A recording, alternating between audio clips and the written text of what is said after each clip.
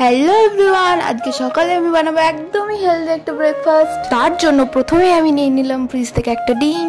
এরপরে আমি 3 থেকে 4 চামচ মতো নিয়ে নিলাম ওটস, আর নিয়েছি একটা পেঁয়াজ, একটা লঙ্কা আর একটা ডিম, আর সামান্য পরিমাণ লবণও লাগবে। আর এখানে আমি পেঁয়াজটাকে কুচি কুচি করে কেটে নিচ্ছি।